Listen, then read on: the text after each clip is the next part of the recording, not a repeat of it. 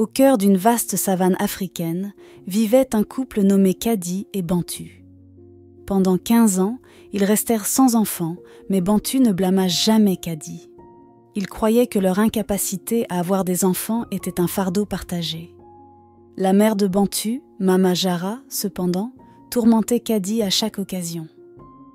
Elle rappelait constamment à Kadi son échec à enfanter, rendant sa vie difficile. Un jour, Kadi suggéra à son mari « Bantu, les enfants sont une bénédiction des esprits. Pourrions-nous envisager d'adopter un enfant de la maison de Nala ?» Nala était une femme gentille du village qui s'occupait des enfants orphelins. Bantu, cependant, secoua la tête. « Je ne peux pas aimer l'enfant d'un autre homme comme j'aimerais le mien, » dit-il. Kadi, désespérée de se sentir comme une mère, pleura. Elle offrit une autre suggestion. « Pourquoi ne pas épouser une autre femme ? Au moins, nous aurons un enfant dans la famille et l'enfant m'appellera aussi mère. » Bantu la regarda avec agacement. « Ne manque pas de respect à l'amour que nous partageons, » dit-il en quittant la pièce. Cette nuit-là, il ne put pas dormir. Pour la première fois, il comprit à quel point sa femme était blessée. Le lendemain matin, il approcha Kadi dans la cuisine. « Ma femme, je t'ai entendu. Adoptons un enfant de la maison de Nala, mais il doit être une fille. » Kadi était perplexe mais soulagée. Elle accepta et se rendit à la maison de Nala ce jour-là. Quand elle arriva, elle trouva Nala essayant de consoler un bébé garçon en pleurs. Dès que Kadi prit le bébé dans ses bras, il cessa de pleurer. Son cœur se réchauffa et elle sut qu'elle voulait cet enfant. « Quelqu'un d'autre est-il venu pour cet enfant ?» demanda Kadi. « Non, » répondit Nala. Kadi décida qu'elle voulait le garçon, malgré l'insistance de Bantu pour une fille. Elle prit le bébé garçon chez elle, le déguisant en fille, espérant que Bantu s'attacherait à lui avant qu'elle ne révèle la vérité. Les semaines passèrent, et Kadi décida qu'il était temps de dire la vérité à Bantu. Elle prépara son repas préféré et s'habilla de beaux vêtements. Alors qu'elle attendait son retour, elle décida d'étendre du linge dehors. Juste avant de rentrer à l'intérieur, un animal sauvage chargea vers elle. Un chasseur, poursuivant l'animal blessé, tira une flèche, mais l'animal était trop rapide. La flèche frappa Kadi en plein cœur et elle tomba, morte sur le coup. Bantu fut dévastée en découvrant ce qui s'était passé. Sa mère, Mama Jara, arriva ce jour-là pour soutenir son fils. Elle prit en charge le bébé. En changeant les vêtements de l'enfant, elle fut choquée de découvrir que le bébé avait des organes génitaux masculins. Elle attendit que la foule s'éclipse avant d'approcher Bantu. « Mon fils, il y a quelque chose que tu dois savoir, » dit-elle. « L'enfant est un garçon. » Bantu, confus, décida de rendre visite à Nala pour confirmer. Nala confirma que Kadi avait emmené un garçon chez elle. « Je te rendrai l'enfant demain, » dit Bantu. « Comme tu as dû entendre, ma femme est décédée. » Le lendemain matin, Bantu porta le garçon et se rendit à la maison de Nala. En chemin, il rencontra Kato, un homme d'affaires riche. Kato, prenant pitié de Bantu, lui offrit un contrat commercial lucratif à cause de l'enfant dans ses bras.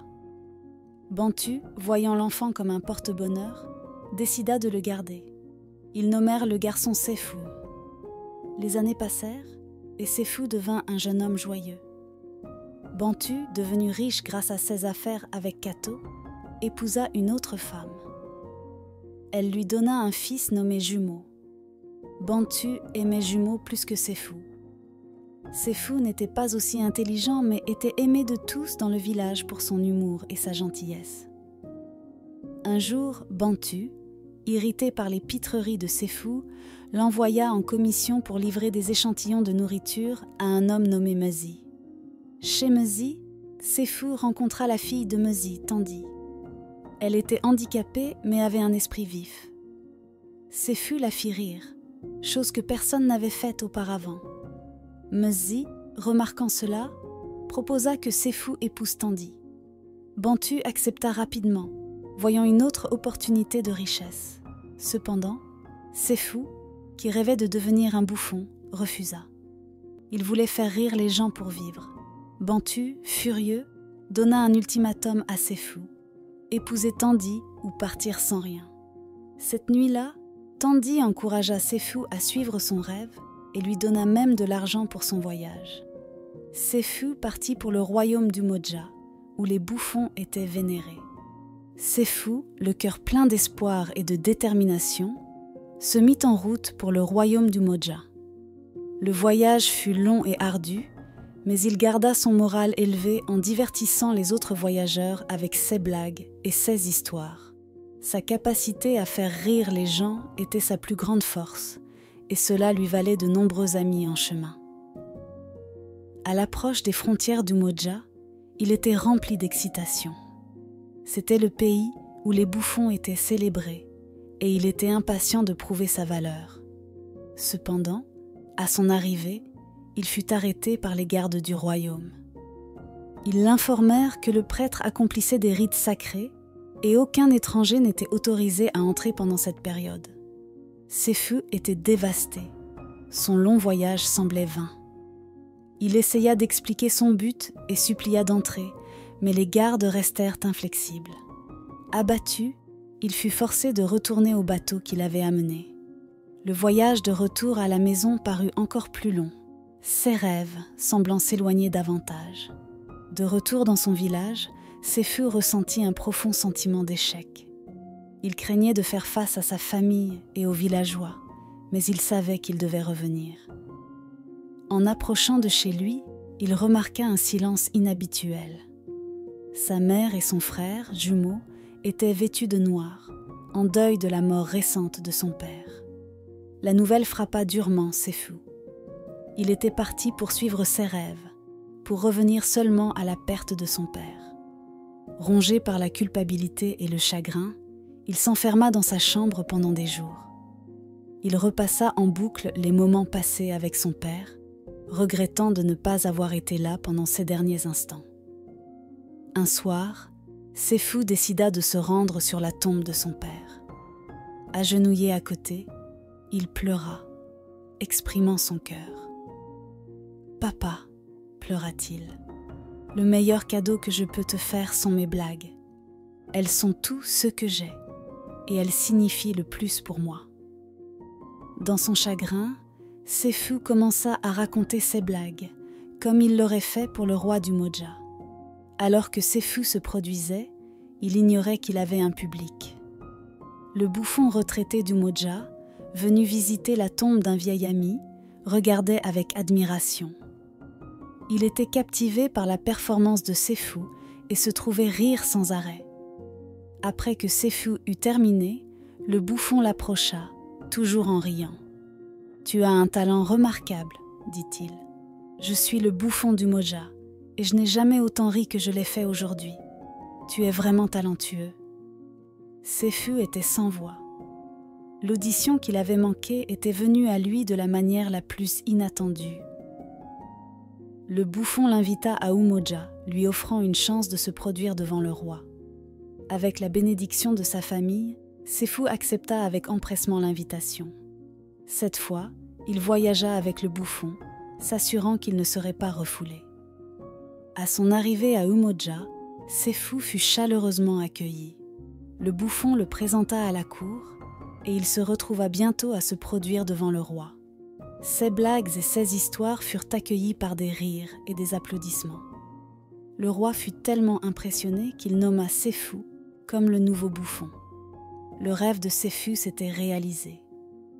Il apportait joie et rires au royaume, gagnant respect et admiration de tous.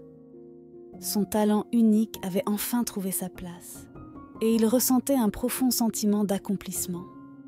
Mais Séfou n'oublia jamais sa promesse à Tandi. Il lui écrivait souvent, partageant ses expériences et lui assurant de son retour. Fidèle à sa parole, moins d'1 an plus tard, il revint dans son village, couronné de succès et prêt à épouser Tandi.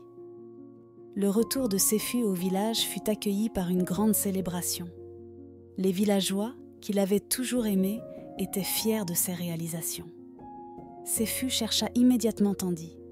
Elle l'avait attendu, et leurs retrouvailles furent remplies de joie et de rire. Il lui proposa, et elle accepta avec des larmes de bonheur. Leur mariage fut un événement grandiose, célébré par tout le village. Le succès de Séfu avait non seulement apporté son bonheur, mais aussi rehaussé l'esprit de tous ceux qui l'entouraient. Le bouffon retraité assista au mariage et se produisit aux côtés de Séfu. Ce fut une journée remplie de rires, de musique et d'amour. Séfu et Tandy commencèrent leur nouvelle vie ensemble, Séfu continuant son rôle de bouffon royal et Tandy le soutenant avec son esprit vif et sa sagesse. La vie de Séfu et Tandy fut remplie de joie et de rire. Ils voyagèrent souvent à Umoja, où Séfu se produisait pour le roi et le peuple. Tandy, malgré ses limitations physiques, contribua grandement par son intelligence et sa perspicacité, rendant leur vie ensemble riche et épanouissante. Ils n'oublièrent jamais les leçons apprises en chemin. Le parcours de Séfu leur avait appris à tous les deux la valeur de la persévérance et de rester fidèles à soi-même. Leur histoire devint une source d'inspiration pour les villageois et pour les habitants d'Umoja. Séfu continua à divertir et à apporter du bonheur aux autres, prouvant que suivre sa véritable vocation, même contre de grandes difficultés, mène à l'épanouissement et à des opportunités inattendues.